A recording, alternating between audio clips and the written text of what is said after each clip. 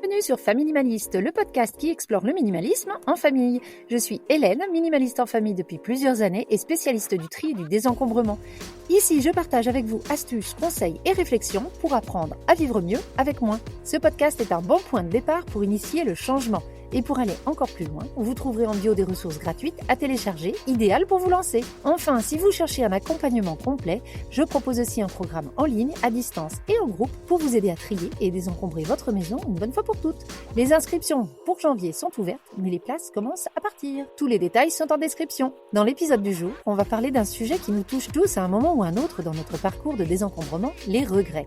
Ces petites voix intérieures qui se font entendre quand un objet qu'on a trié nous manque, ou même parfois quand pendant le tri, on regrette de ne pas avoir pris les choses en main avant. Alors, comment gérer ces regrets pour continuer d'avancer dans notre démarche? C'est ce que je vais essayer d'éclaircir avec vous aujourd'hui. Allez, c'est parti pour l'épisode du jour.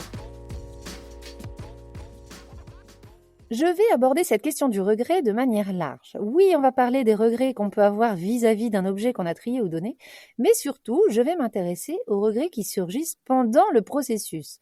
Regretter de ne pas avoir fait le tri plus tôt, regretter de ne pas avoir pris les choses plus au sérieux avant, bref, tous ces sentiments qui peuvent surgir alors qu'on commence à prendre conscience des bienfaits d'un mode de vie plus minimaliste.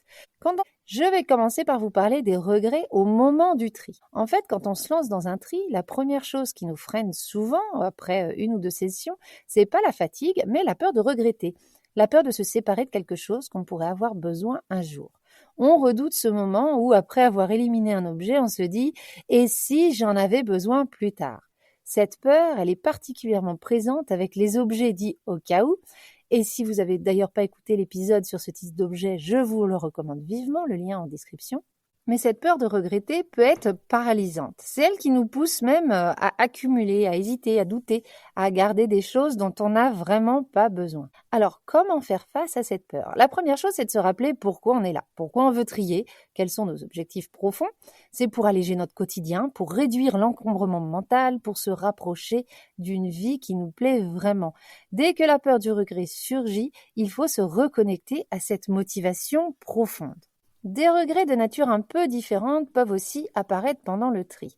Personnellement, je me souviens très bien de mon regret de ne pas avoir su dire non plus tôt à certains achats impulsifs ou aux objets qu'on nous donnait et dont je ne voulais pas, surtout pour les enfants, mais j'osais froisser personne, donc je disais oui.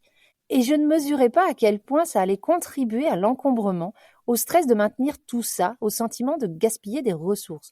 Je me suis souvent dit pendant que je triais, si j'avais su plus tôt, si j'avais eu le courage de dire non. Et c'était particulièrement flagrant lorsque j'ai fait le tri de la chambre des enfants ou alors de mon dressing. Ça ne m'a pas empêché de faire le tri, mais j'avoue que ça m'a donné un bon gros coup de mou. Et ce qui m'a permis de continuer à avancer de manière positive, c'était de me dire que ça servait à rien de m'en vouloir. J'ai fait ce que j'ai pu à l'époque où j'étais face au problème. J'ai préféré privilégier la relation avec les gens qui me donnaient des choses plutôt que mon encombrement. Alors oui, ma maison, c'était pas forcément l'idéal. Par contre, pour la relation que j'entraînais avec les gens qui nous offraient des choses, c'était peut-être la meilleure chose à faire. Je me suis dit que maintenant j'avais la possibilité de changer, que c'était ça qui comptait et qu'il fallait que je sache utiliser ce regret pour avancer et ne pas tomber dans les mêmes erreurs. Mais ne laissons pas les regrets nous paralyser. Acceptons-les comme une étape du processus. Chaque regret peut être une leçon. On ne va pas non plus se flageller à chaque objet qu'on regrette d'avoir gardé.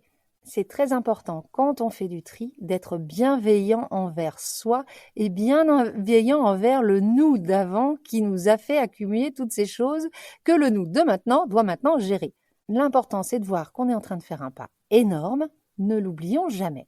Soyons honnêtes, quand on se lance dans un tri de grande envergure, comme ce fut notre cas, vu qu'on s'est débarrassé d'à peu près à 90% de nos possessions, mais c'est illusoire de penser qu'on n'aura pas de regrets. Il y en aura, c'est inévitable. Là, je vous parle de regrets d'objets dont on va se séparer. C'est pas parce qu'on a fait un grand ménage chez nous qu'on ne ressentira jamais un petit pincement au cœur quand on repensera à tel ou tel objet qu'on a donné. Et ça, c'est ok, c'est même normal. Le premier conseil que je veux donner sur ce sujet d'avoir peur de regretter, de s'être séparé de quelque chose, c'est que la meilleure façon de limiter les regrets potentiels est de suivre une méthode solide, réfléchie et surtout de prendre son temps. Ne faisons jamais de tri quand on est fatigué, en colère ou à bout, parce que c'est là qu'on peut faire des choix impulsifs ou mal réfléchi et après, on a beaucoup plus de chances de regretter. Si on arrive dans une pièce en mode tornade en disant tout ce bazar-là, je veux plus le voir, on fout tout dans un sac poubelle, là, on a beaucoup plus de chances de le regretter. C'est pour ça d'ailleurs que dans mon accompagnement, je me base sur la méthode des critères. C'est quelque chose de logique, de carré et qui permet de poser des repères clairs et objectifs pour prendre des décisions rationnelles sans se laisser submerger par les émotions du tri. On suit des critères, on avance progressivement et on s'épargne bien des regrets à la fin. Un autre type de regret qui peut surgir pendant qu'on fait le tri, ou plutôt ça c'est plus vers la fin, c'est celui de notre ancienne consommation excessive. Je suis sûre que beaucoup d'entre nous s'y reconnaîtront. Ce regret d'avoir acheté des choses qu'on n'utilisait même pas, juste parce qu'on s'est laissé emporter par un coup de tête, une envie momentanée ou même la pression sociale. Combien de fois on a vu quelque chose, on a eu envie de l'acheter en pensant que ça allait améliorer notre quotidien ou qu'on en avait besoin parce que tout le monde l'a. C'est tellement facile de céder à l'envie d'acheter, surtout dans cette société qui nous dit constamment qu'on a besoin de plus pour être heureux. Puis une fois que l'objet est là, on se rend compte, il prend de la place, il encombre notre espace et parfois même notre esprit et au final, il finit dans un coin inutile. Avec le recul, on se rend vite compte que tout ça, en fait, c'était juste du bruit dans notre vie, c'était pas nécessaire et c'était même une source de stress parfois. Le regret de trop consommer ou d'avoir trop consommé, il est normal, mais il a aussi une fonction importante.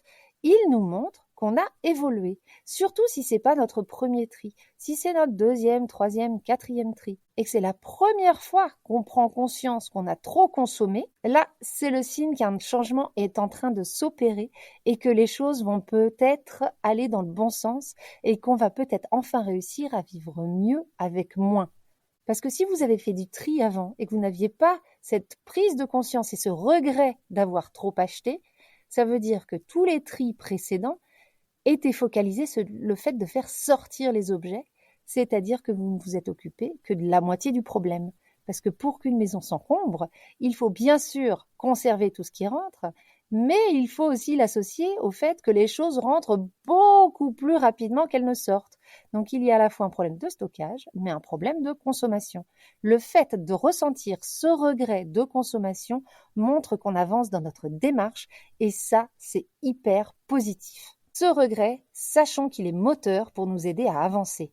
Il nous enseigne la valeur des choses et surtout la valeur de ne pas être esclave de la consommation. Le plus important, c'est ce qu'on a compris. Ce regret, c'est le signe d'une transformation. Un regret qui revient souvent quand je parle avec des gens qui ont fini leur tri et qui arrivent même à pencher du côté du minimalisme, c'est aussi le regret de ne pas avoir commencé plus tôt. Donc là, je vous parle d'un regret qui arrive après le processus. On se dit que notre vie aurait pu être bien plus simple, plus sereine, qu'il y aurait peut-être eu moins de conflits avec notre entourage, notamment avec nos enfants, parce que ça aurait été plus facile à entretenir. Donc il y aurait eu moins de prise de tête sur la base de range ta chambre, par exemple. Donc oui, ce regret est assez courant, celui de ne pas avoir agi plus tôt pour nous, pour notre famille, pour notre bien-être mental et pour alléger notre quotidien. Quand on commence à voir les bienfaits du minimalisme, on se dit souvent « si seulement j'avais commencé plus tôt, on aurait eu plus d'espace, plus de temps, moins de stress, de meilleures relations, etc. etc. » C'est un sentiment très humain. Alors déjà, la première chose que j'aurais à dire là-dessus, c'est que c'est pas parce que on aurait eu une maison beaucoup plus allégée que ça vaut comme une baguette magique et que d'un coup on aurait été beaucoup, beaucoup plus heureux. Peut-être que c'est parce que vous êtes mieux dans votre vie maintenant que vous pouvez vous projeter dans du minimalisme ou du désencombrement, et non le contraire. Donc oui, on peut se dire ça aurait été bien de commencer avant, mais si on ne l'a pas commencé avant, c'est peut-être qu'on avait d'autres chats à fouetter. Encore une fois, ça sert à rien de se laisser envahir par ce regret. Le plus important, c'est qu'on a fait ce choix aujourd'hui, maintenant, et qu'il porte déjà ses fruits. Parce qu'on aurait très bien pu continuer à évoluer dans le chaos, mais là, on a réussi à avoir le courage de dire non, de retrousser nos manches, de changer nos habitudes, et au lieu de regretter ce qui n'a pas été, réjouissons-nous que enfin les choses vont changer. Chaque jour où nous choisissons de simplifier, de trier, de réduire, c'est un pas vers un quotidien plus serein. Donc à nous de faire de ce regret une source de motivation. Ce n'est pas trop tard, on a tout à gagner à partir de maintenant. Le meilleur moment pour commencer, c'est aujourd'hui. Et enfin, je finirai sur le regret de ne pas avoir gardé un objet, donc sur le regret qu'on peut avoir non pas pendant le processus de tri, mais après, quelques mois, voire quelques années après. Ça peut arriver de réfléchir, de se dire « Ah mince, j'aurais besoin de cet objet, oh flûte, je m'en suis débarrassée ». J'aimais bien ce petit sac-là, j'aimais bien cette tenue-là, j'en sais rien, j'aimais bien ce cadre-là. Malheureusement, je me souviens quand j'étais dans ma période tornade et que j'ai fait du tri, il ou elle est parti et malheureusement, cet objet nous manque. Et ce que j'ai à dire sur le sujet, c'est qu'il y a une chose importante à garder en tête. Notre cerveau est un peu comme un programme informatique qui se focalise surtout sur le négatif. Il va se souvenir du regret d'un objet qu'on a donné, mais il va oublier le soulagement qu'on a ressenti quand on s'est débarrassé de dizaines, voire de centaines d'autres objets qui nous encombraient.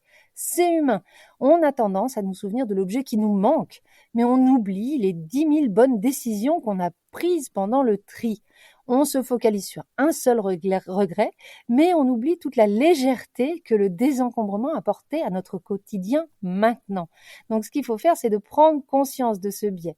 Quand on a un ou deux regrets par rapport à un ou deux objets, il faut se dire que c'est peut-être le prix à payer pour un quotidien plus simple, une charge mentale allégée, un esprit plus libre. Parce qu'en fin de compte, ces regrets sont minimes comparés à la liberté que l'on gagne en se débarrassant du superflu. Ce qui compte, c'est ce qu'on gagne au final. C'est ça le véritable bénéfice. Donc on compare ce qu'on a perdu par rapport à ce qu'on a gagné. Normalement, quand on met les deux choses dans la balance, le regret finit par devenir plus petit. Et puis si on regrette toujours, est-ce que c'est vraiment grave? Est-ce que dans la vie, il n'y a pas des fois des sentiments négatifs? Ça ne devrait pas pour autant nous empêcher d'avancer. Ça arrive d'avoir pris de mauvaises décisions. Alors oui, on peut les limiter en utilisant des méthodes solides, mais on est humain et des regrets, on va forcément en avoir. Comparé à la joie que l'on peut ressentir quand on pousse la porte de sa maison et qu'on voit un intérieur facile à vivre, je pense que ces regrets valent le coup.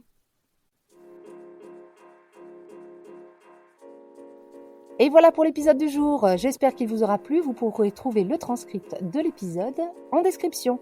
J'y mettrai aussi le lien sur les objets au cas où et vous pourrez y retrouver toutes les informations sur les téléchargements gratuits comme ma liste de tri pièce par pièce ou les 20 défis tri à faire en famille pour se lancer dans l'aventure. Et bien entendu, le lien pour toutes les informations sur mon accompagnement de janvier. Si vous ne l'avez pas encore fait, merci de mettre des cœurs, des étoiles et des commentaires sur votre plateforme d'écoute. C'est la meilleure manière dont vous pouvez me soutenir dans la création de ce podcast. Je vous remercie de m'écouter et d'échanger avec moi aussi souvent sur Insta. Vraiment, ça fait plaisir. Je vous dis à la semaine prochaine et en attendant, n'oubliez pas, vivre avec moins, c'est vivre avec mieux.